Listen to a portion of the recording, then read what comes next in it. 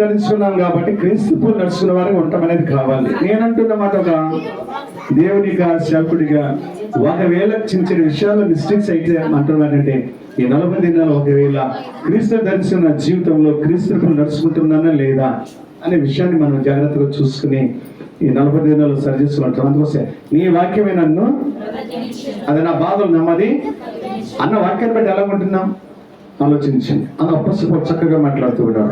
29 వరకు చదువుకుందాం కంప్లీట్.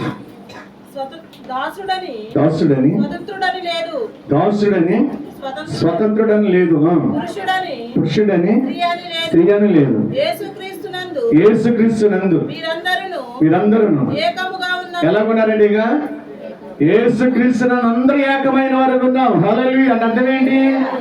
మీరందరూ ఏకమయ్యారు అని అంటూ ఉంటారంటారు. మీరందరూ ఒకటయ్యారు అంటూ ఉంటారు కదా. అట్లా కాదు, భౌతికంగా జరిగే విషయాలు వేరు. క్రీస్తులో ఉన్న వారందరూ ఏకమైన వారికి విన్నాం, ఒకటైపోయిన వారికి విన్నాం. క్రీస్తు అంటే గ్రీసస్తుడని, గ్రీసు దేశస్తుడని, ఇబ్రుడని వాళ్ళందరూ ఏం లేదంట, ఏం లేదు. కొల్ల మతాలు హెచ్చు తక్కువలు ఏమి లేవు. ఆల్ ఇన్ వన్, ఈక్వల్ అని అందరూ కూడా ఒకటే ఉన్నాం ప్రభుని బట్టి. ఎందుకంటే అనవసరం అంటున్నమాట, యేసుక్రీస్తు ప్రభు వారు పెళ్లి కుమారుడై ఉన్నాడు. మనం ఎలా ఉన్నాము? పురుషుడు పెళ్లి కుమారుడు అవడు, పురుషుడైనా స్త్రీ అయినా పెళ్లి కూతురులమై ఉంటున్నాం. ఒక్కడే ఆయన యేసయ్య.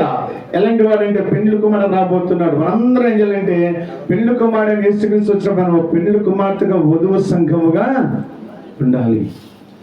అది ఈ రోజు అంటున్నమాట.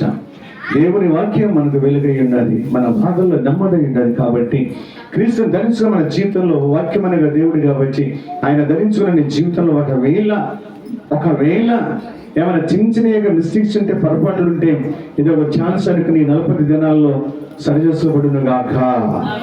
ఆమేన్. 2 నిమిషాలు జ్ఞాపకం చేసుకొచ్చున్నాం ప్రభునందు ప్రియమైన సంఘం.